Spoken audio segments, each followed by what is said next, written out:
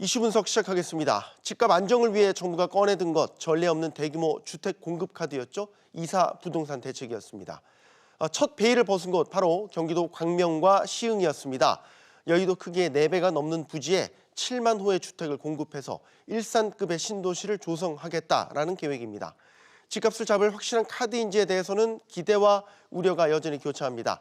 집값 거품이 잡힐 날이 머지 않았는지 아니면 정부가 골든타임을 놓친 것은 아닌지 여전한 논쟁거리입니다. 자, 이런 가운데 수도권 집값은 다시 들썩이고 있습니다. 이사 공급 대책 이후에 부동산 시장 상황과 전망 알아보겠습니다. 김인만 부동산 연구소의 김인만 소장 나오셨습니다. 안녕하십니까? 안녕하세요. 최근에 발표된 광명 시흥 신도시 얘기부터 시작하도록 하겠습니다. 네. 6번째 3기 신도시고요. 네. 일산급의 신도시를 조성한다고 합니다. 네네. 사전 청약도 받을 예정이라고 하는데 네. 기대와 우려가 교차하는 것 같습니다. 네. 전체적인 평가 어떻게 보십니까? 이게 규모가 일단 굉장히 큽니다. 네. 1271만 제곱미터인데 이게 면적으로 보면 380만 평 정도 되고요. 분당보다는 조금 적고 이제 일산보다는 좀 큰 규모인데 네. 3기 신도시 중에는 가장 큰 규모를 자랑합니다. 남양주 왕숙이 6만 8천 세대였는데 네. 그거보다도 더 뛰어넘는 수준이고 입지도 굉장히 좋아요. 입지도 뭐 제가 볼 때는 하남 교산과 버금갈 정도로 동쪽에는 하남 교산이라면 이제 남쪽에는 광명 시흥 신도시가 자리를 잡을 것 같은데 규모도 크고요. 입지도 좋고 가산 디지털밸리나 구로, 여의도, 광화문까지 소화할 수 있습니다. 교통망도 아마 잘 연결이 될 것 같아요. 지하철 1호선, 7호선, GTX 신안산선까지도 가능하거든요. 이게 무리하게 뭐 당기는 게 아니라 있는 노선에서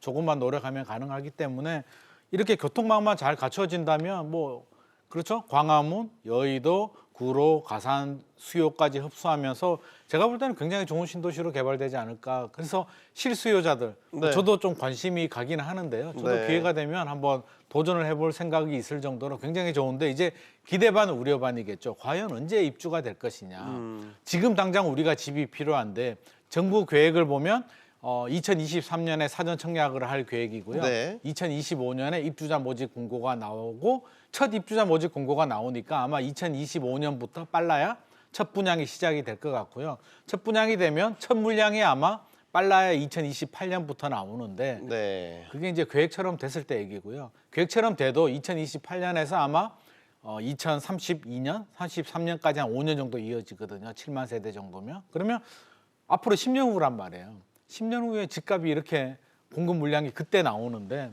10년 후에 이제 어떤 상황이 벌어질지는 아무도 모르기 때문에 그 부분에 대한 좀 불확실성은 있는 것 같습니다. 그러니까 사업 진행 속도에 따라서 더 늦춰질 수 있다. 2008년 일반적으로 보면 더 빨라지는 경우는 잘 없었거든요. 그래서 네. 늦어질 경우가 많은데 계획처럼 해도 아무리 빨라도 2028년에 입주를 하게 되니까요. 2028년에 이 광명 시흥 신도시가 과거에 좀 히스토리가 있죠. 네네. 네, 역사가 있습니다. 네. 일단은 최근에 보면은 사전 정보가 유출됐다는 논란도 있었고 네네. 과거 정권 때도 추진됐다가 주민들 반대에 부딪혀서 무산된 적도 있고요. 네. 이번에 그럼 다시 추진되는 것이고 이런 흐름을 갖고 있군요. 이게 이제 굉장히 한 10년 동안 파란만장한 일들이 벌어졌는데 MB 네. 시절에 이제 보금자리 지구로 지정이 됐는데 주민들이 굉장히 반발했습니다. 아무래도 보금자리 주택이란 게 굉장히 저렴한 주택, 서민 주거 안정을 위한 그런 주택들이 공급이 되고 아무래도 토지 보상 문제도 좀 걸렸을 것이고요. 주민들 입장에서는 공공개발이 되다 보니까 좋은 가격을 받을 수 없다는 그런 반발도 있었고 이게 또 구역 지정으로 지정이 되다 보니까 아무런 개발이 다 금지가 됐거든요. 그러다 보니까 주민들 입장에서는 그렇게 얘기를 하는 거죠. 나무 한 그루도 마음대로 못 심고 10년 동안 재산권 침해를 받았는데 이제 개발이 된다는 거는 좋은 현상이긴 하지만 과연 정부가 좋은 가격에 보상을 해줄 것인가에 대한 여전한 의구심을 가지고 있고 이제 이해관계에 따라서 이제 반응이 극명하게 달라지는 것 같습니다. 주변 뭐 거주자들이나 인프라는 부족한 건 맞거든요. 네. 10년 동안 개발이 묶였고 사유재산 뭐 논란도 있었기 때문에 교통망이 개선이 되고 신도시 개발이 되면 뭐 땅값도 올라가게 되고요. 특히 신도시 주변 땅값들도 같이 올라간단 말이에요. 그래서 기대를 가지는 분들도 많은데 토지 소유주들은 기대 반 우려 반인 것 같아요. 네. 기대가 되는 거는 좋은데 과연 정부가 우리가 원하는 가격을 보상해 줄까? 아닌 것 같아. 공공개발인데 과연 얼마나 토지 보상을 해줄까에 대한 의구심을 여전히 가지고 있고 지금 철산동이나 하안동이나 기존에 이제 광명에서 자리를 잡고 있는 주거 단지들, 최근에 광명 뉴타운도 굉장히 활성화되고 있잖아요. 네. 영끌 세대들이 가장 많이 들어간 지역 중에 하나가 광명 뉴타운이었는데 이제 고민에 빠졌죠. 기존에 집 있는 사람들은 앞으로 7만 세대면 엄청난 물량이잖아요. 네. 7만 세대면 아마 부산광역시만 하더라도 1년에 소화할 수 있는 물량이 한 10,000세대, 7,000에서 10,000세대 정도 되는데 7만 세대면 거의 뭐 광명시 인구를 보면 10년 동안 소화해도 다 소화 못할 물량인데, 물론 경기도나 서울에서도 이주가 되겠지만 그 정도 물량이라면 우리 신도시는 괜찮을 것 같아요. 광명 시흥 신도시는 규모라든지 새로운 인프라가 갖춰지는 신도시인데 이제 주변 지역들은 10년, 20년 차가 접어드는 그런 아파트들이 되기 때문에 자칫 경쟁력에서 밀리지 않을까 굉장한 걱정의 목소리를 내고 있습니다. 네, 그 토지보상금 얘기를 했으니까 네. 과거에도 이제 그 주택 공급 대책이 발표되고 신규 택지 조성 얘기가 나올 때마다 토지보상금, 막대한 토지보상금이 풀릴 것이다. 그래서 이 토지보상금이 또 주택시장에 들어가면서 집값을 부채질하지 않을까 이런 우려도 있는데, 지금도 이렇게 7만 호 역대급의 신도시가 조성된다면 그런 우려를 또 안 할 수 없을 것 같아요. 우려가 현실이죠. 아니 돈으로 이제 토지로 보상을 받았는데 그걸 은행에 넣어둘 수도 없고 현실적인 대안이 부동산밖에 없거든요. 통계 조사를 보면 수령인이 43%가 다시 부동산에 재투자를 했다라고 하는데 네. 통계가 그렇고 제가 볼 때는 실질적으로 더 많이 한 것 같아요. 왜냐하면 뭐 본인이 할 수도 있고요, 자녀한테 증여를 할 수도 있는데 그 자녀가 또 부동산 투자하는 경우들도 굉장히 많고, 토지 보상을 하면 멀리 가지 않거든요. 내가 광명에서 토지 보상을 받았는데 저기 뭐 하남이라든지 의정부로 투자하지 않고 대부분 자기 살던 바운더리 한 5km, 10km 범위 내에서 투자를 하기 때문에 광명 시흥이 아니더라도 그 주변 지역에 뭐 아파트도 그렇고요, 땅도 그렇고요, 상가도 그렇고 다양한 투자로 자금이 유입될 가능성이 높아서 현실적으로 뭐 부동산 시장을 자극할 우려는 충분히 있는데 8조에서 10조 정도로 예상이 되거든요. 광명 네. 시흥 같은 경우에. 그런데 광명 시흥만 하는 게 아니잖아요. 상계 신도시 같은 경우에 광명 시흥을 빼더라도 52조 정도로 예상이 됐고요. 광명 시흥까지 하면 한 60조 정도가 풀릴 예정인데, 최근에 집값 상승의 이제 주요 원인 중에 하나가 저금리와 과잉 유동성이었단 말이에요.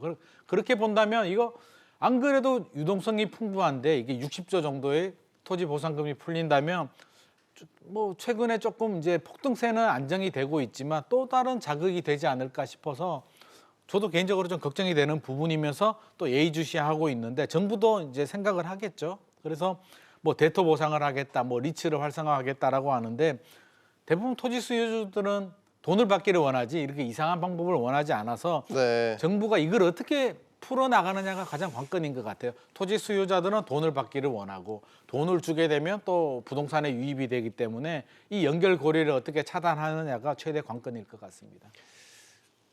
주택 공급이 절대적으로 부족하기 때문에 수요에 비해서 그래서 집값이 많이 올랐다. 주택 공급 안 하고 뭐 하고 있냐 이런 비판을 듣자 역대급의 주택 공급 대책을 내놨고 지금 어떻게 보면 그 첫 베일이 경기도 광명 시흥의 신도시 조성으로 이제 결과물로 나온 상황이죠. 네. 자, 그러면 뭐 변창흠 장관도 그러고 전 김현미 전 장관도 그랬지만 무리해서 집 살 때가 아니다라고 계속해서 얘기를 하고 있잖아요. 네네. 이런 신도시들을 통해서 많은 주택들이 나올 것이기 때문에 지금 무리해서 집을 살 필요가 없다라는 거죠. 이 기저에는 지금의 어떤 그 주택시장 내에 어떤 강한 매수세를 좀 잠잠하게 하는, 그래서 집값 안정을 좀 기대해 볼 수 있는 이런 효과까지도 생각을 하는 것 같은데, 반대편에서는 당장 집이 나오는 게 아니기 때문에 효과가 제한적일 것이다라고 보고 있고, 뭐가 답일까요?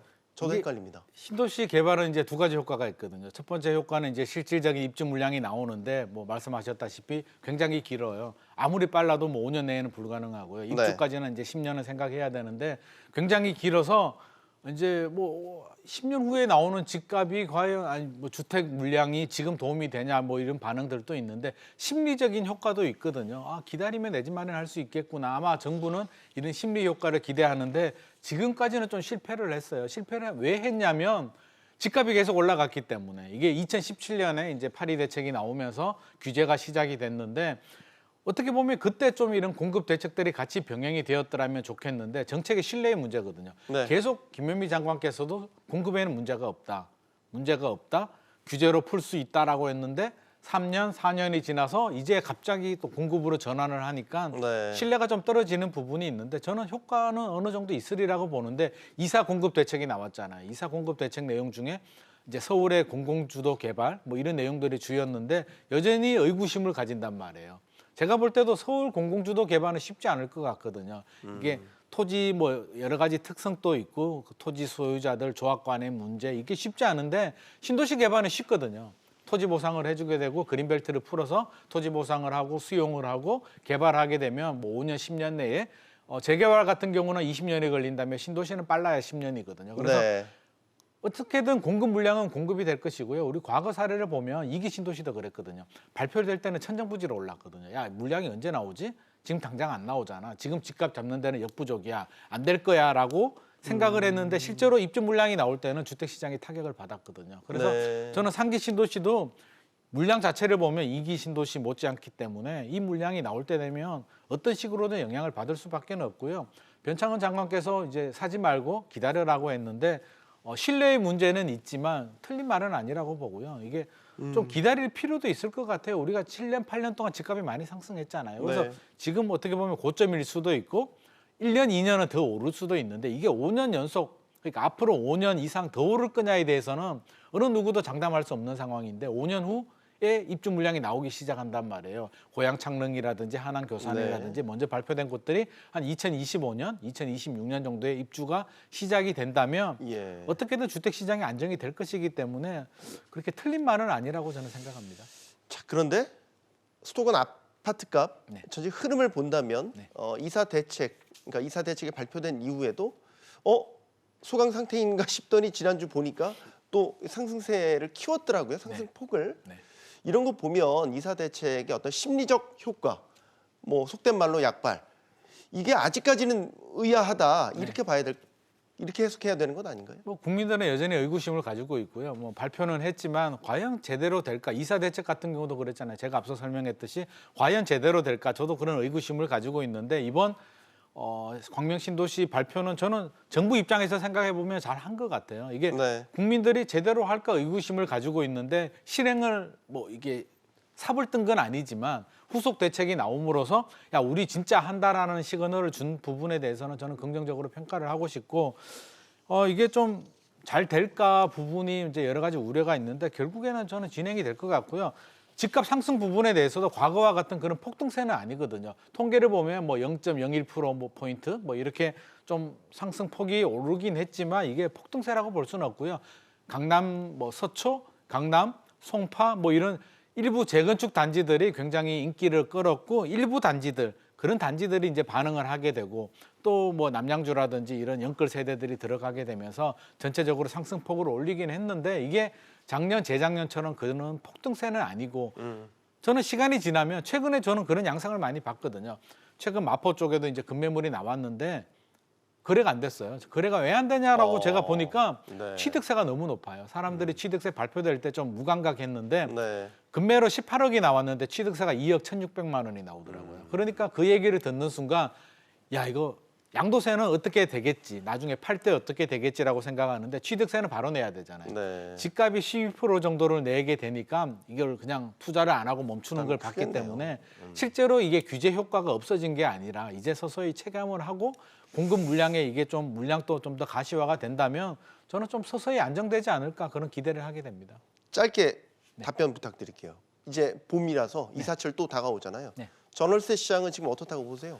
전월세 시장은 최근에 좀 소강 양상을 보이고는 있어요. 저는 심리적 안정을 좀 찾았다고 보거든요. 작년에 임대차 입법이 발표가 되고 예상치도 못한 소급 적용이 되면서 굉장히 멘붕이 왔거든요. 혼란스러운 상황에서 집주인들도 야 이거 어떻게 계약갱신을 어떻게 해야 되지? 세입자들도 어떻게 해야 되지? 우왕좌왕했는데 이제 한 8개월이 지났잖아요. 이제 심리적인 안정을 찾으면서 집주인들도 세입자들도 이제 생각 어느 정도 정리가 된 것 같아요. 아 계약갱신 해줘야 되는구나. 2년이 지나서 집값을 올려야 되겠구나. 어느 정도 교통정리가 됐기 때문에 올려야 될 단지들은 올리고 있고요. 물론 괴리는 커요. 소급 적용이 된 단지, 안 된 단지들 차이는 굉장히 큰데 어느 정도 뭐 심리적인 안정, 교통 정리는 됐기 때문에 네. 떨어지진 않겠죠. 서울 같은 경우는 입주 물량이 계속 줄고 있어서 떨어지진 않겠지만 작년처럼 그런 혼란은 좀 피할 수 있을 것 같습니다. 알겠습니다. 여기까지 듣겠습니다. 김인만 부동산 연구소의 김인만 소장이었습니다. 감사합니다.